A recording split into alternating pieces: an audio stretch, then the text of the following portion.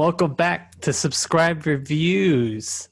And this is for The Mandalore Season 2, Chapter 12, The Siege. Yeah. This takes off, right after the last episode where he's trying to fly to meet Ahsoka Tano. But he tries to get the baby to fix a certain part of the ship with the wiring. Mm-hmm. Yeah. I mean, he seemed like he got step one down, just taking the blue wire out and the red wire. All he had to do was just replace.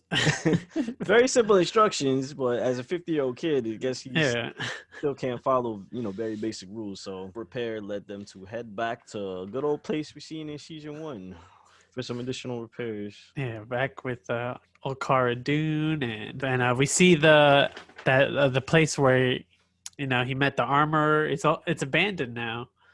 And she took the faceplate of it down, took it with her, and some people are scavenging that building. And it's the same race that tried to get Luke Skywalker from the movie. I was like, "What is that? What are they? Walrus? They always up to no good. Okay. As you can see, they be having it coming to them too. So Cara Dune showed back up, and she made light work out of them real quick, just real quick. Quick action sequence showing us how that UFC fighting style, pretty cool. She's the marshal. She's the marshal now. Yeah, the new marshal. Of this town. Yeah, when he lands down, the ship doesn't even open all the way. Because the Mon Calamari just said, "Oh, I could get it flying." That's it. So yeah. Because wherever they was, like the planet they're trying to go, it's not gonna make it. It is not gonna make it. They cannot afford no the light speed or hypers. What is it? Hyperdrive or something. Yeah, they can't afford none of that no more. They gotta get this shit repaired. Can't fuck around no more. So he told them he'd get his best guy on it, and of course, he gave him that shady look. Gave him that look, and it's just like, can't trust no one. Like we were saying before. Trying to take him to school.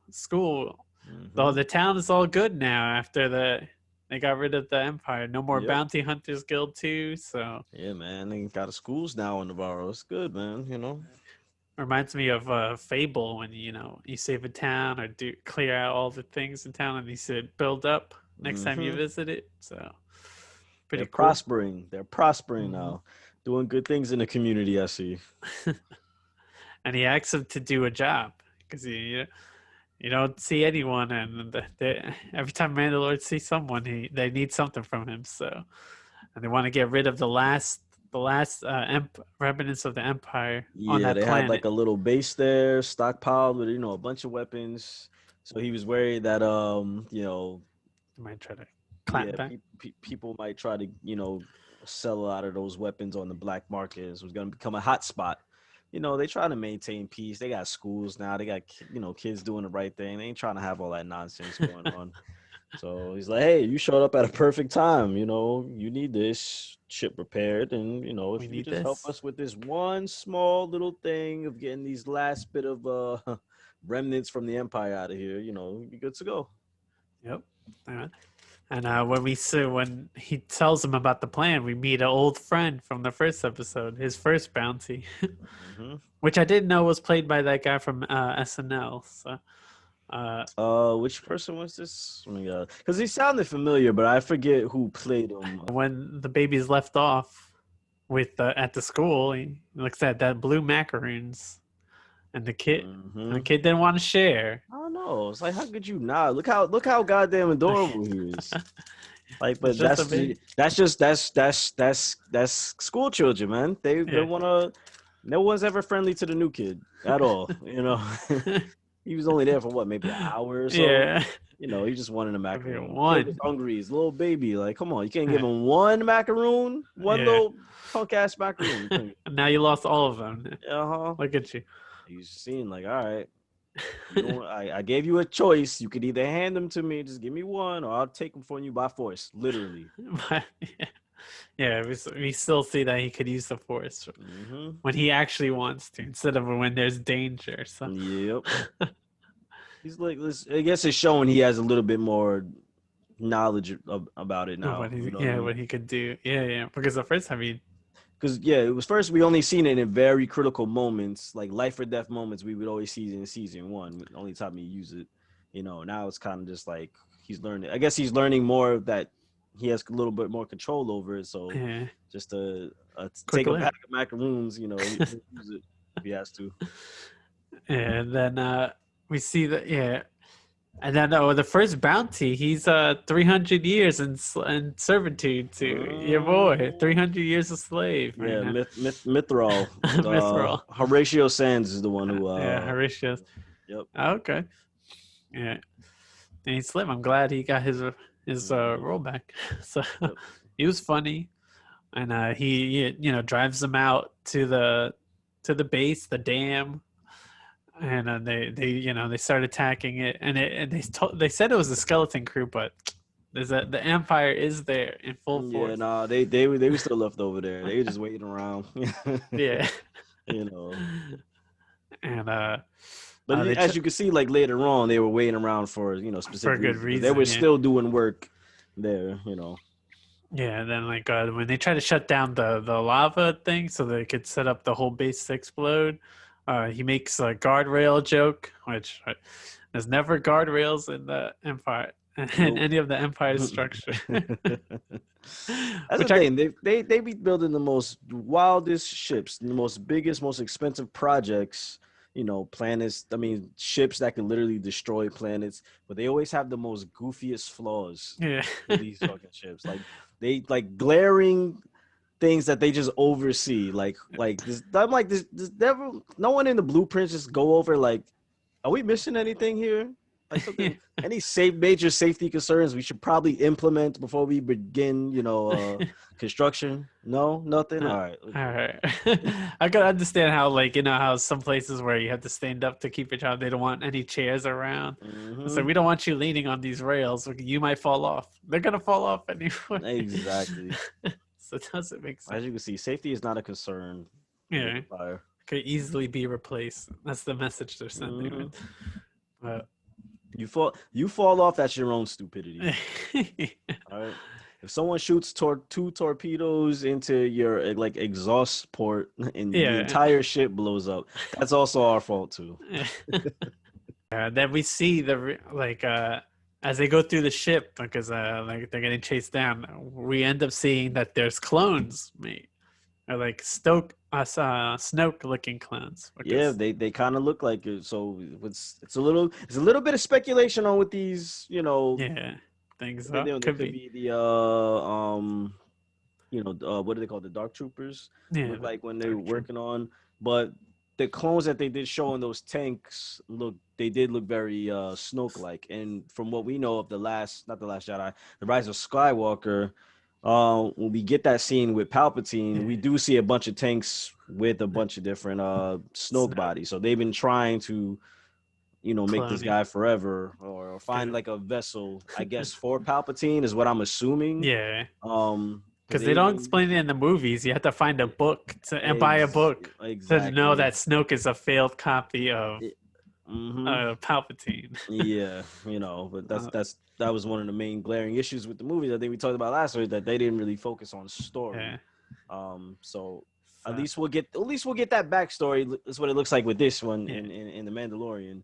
Yeah, at least there's a connection to the sequels. That there is some cloning happening, gene splicing, experiments going on, and then you see that's kind of the purpose of why they're trying to get the child so much, because it goes back to the season 1, where the message that they get, I think, was from the doctor who was trying to splice his genes when he first found him. Said he didn't harm the kid, but he took blood from him. I was like, all right, see what happens. You're gonna get. So they got his blood. So I think what I'm assuming, or what I'm kind of speculating, is that that's what's going to fuel those dark troopers in there. Since what we know from them and any of the other Star Wars lore, that they were like the force sensitive stormtroopers. Basically, they even had red lightsabers. Those ones. So I'm assuming with this dark saber, with the blood from the child, with these dark troopers, Ahsoka Tano's gonna be the one taking Ezra care of all Bridger these dudes. might be there. Yeah, because we didn't get a mention of her in this episode. Nope. But which was fine. Which is fine. It was Yeah. kind of expected. You know, they just wanted to get that hype, that Yeah, hype yeah, up. But I want to say, well, we definitely got confirmation that this next episode is going to be about her because of the episode yeah. title. We already know it's Hmm. called the Jedi. So I'm assuming that at some point it's going to be an all-out battle with her and Moff Gideon, all that. Gideon and his troopers. Because they're more than likely going to have lightsabers of their own. And what better person to take care of all that than a trained, former Jedi or Jedi? We don't know where her Great Jedi, alliance. whatever she Yeah, is. that's what I say. We're gonna find out. We don't know Yeah, where can't her wait. alliance lays because last time we really seen her, she left the Jedi, because she didn't really necessarily feel like one anymore. So maybe her, Hmm. maybe her values Yeah. changed. Maybe she got back. Who knows? Who Yeah, knows? we'll. But this Mandalorian, I'm hoping it answers questions, about the Jedi specifically, like especially with Luke, because like this is Yeah, only 5 years after Jedi, so you're the most powerful person. You're the most powerful Jedi in the galaxy. Like there is no yeah, Palpatine, there is no Vader. There's only you. yeah. I don't think You're we'll see you're Luke past because, at this like, point.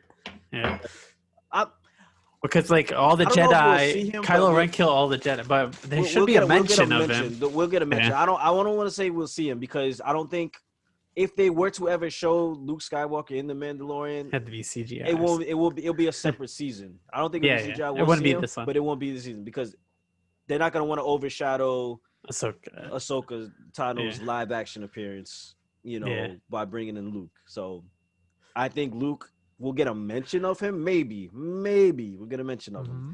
But I'm pretty sure at some point we'll have to, like I said, we'll have to have some whereabouts of what he's been up to. Because, like I said, it's only a short gap between where the Mandalorian takes place between the last time we even Yeah, saw him. Because he didn't go into hiding yet. He not didn't yet. leave. He was, training a new group of Jedi. So maybe we see that. Maybe us, Yeah. Ahsoka. Maybe she knows some things about that. Maybe Hmm. she starts finding him some recruits. Maybe she was one of them. Who Yeah, knows? We're gonna find out.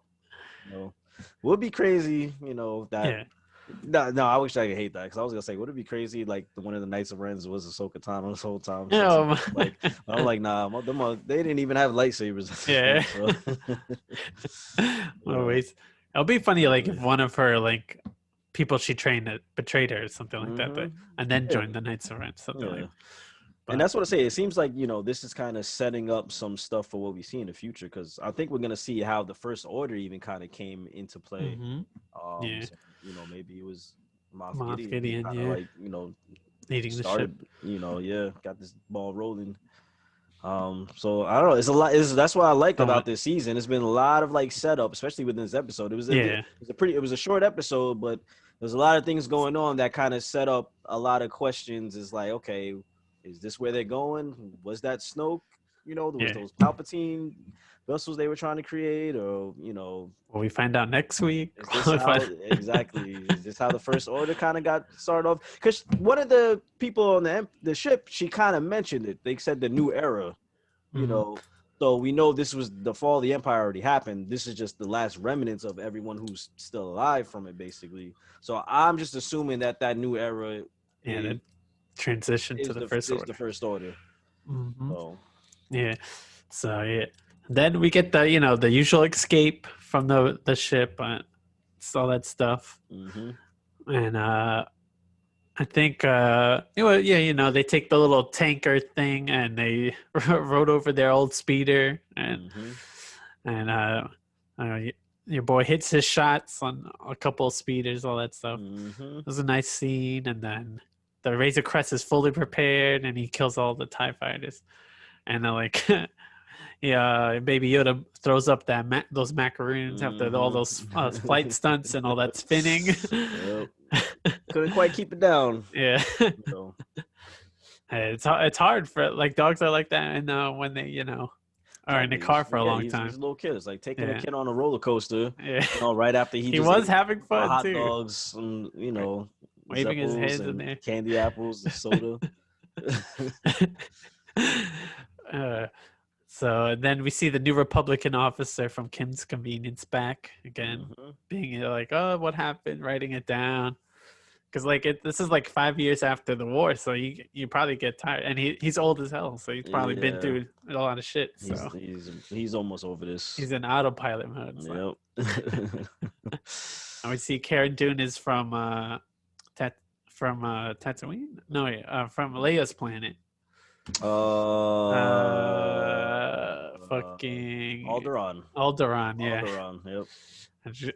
And I was like, oh shit, she's from Alderaan. Mm-hmm. That's why she used to fight so hard. And she's like, I lost everyone. I was like, yikes. Yeah, they literally just got blown the fuck up, you know.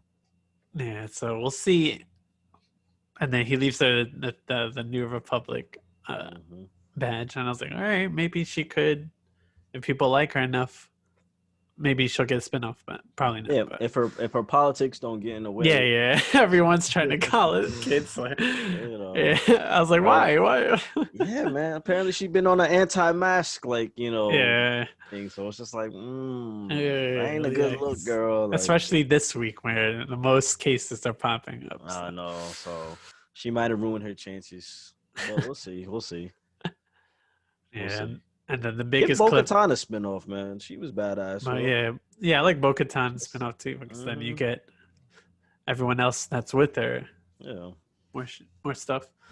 With that cliffhanger with the dark troopers. Yeah, we'll see. Because I almost thought they were going to be the zombie troopers when I saw the clones. I was like, oh shit, we're gonna bring in zombies in this.